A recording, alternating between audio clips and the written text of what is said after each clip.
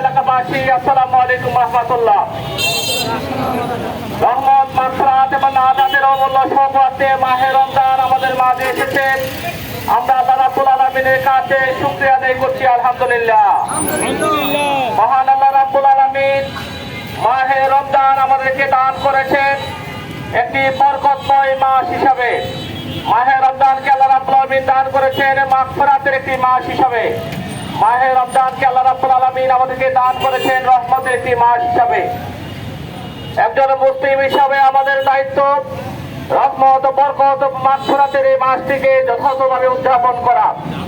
আর আজকে যারা দায়িত্ব আছেন তাদের দায়িত্ব 95% মুসলিম অধ্যুষিত এই রাষ্ট্রটিতে মাহে রমজানের এই সুন্দর দিনগুলো যাতে সবাই সুন্দরভাবে কাটাতে পারে, সুন্দর একটি পরিবেশ করার দায়িত্ব হলো সরকারের, পরিবেশ করার দায়িত্ব হলো প্রশাসনের।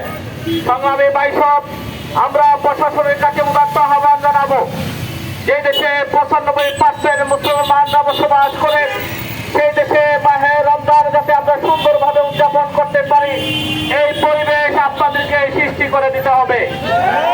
অশ্লীলতা মেহেরবানা বন্ধে কার্যকর উদ্যোগ গ্রহণ করতে হবে।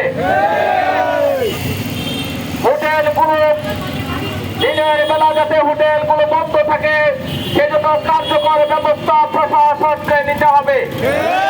যেমন অশ্লীলতা মেহেরবানা বন্ধে জনসচেতনতা জনমত তৈরির পাশাপাশি সেখানে আইন শৃঙ্খলা বাহিনীকে সেখানে তার আইন প্রয়োগ করার জন্য আমরা উদাত্ত আহ্বান জানাবো।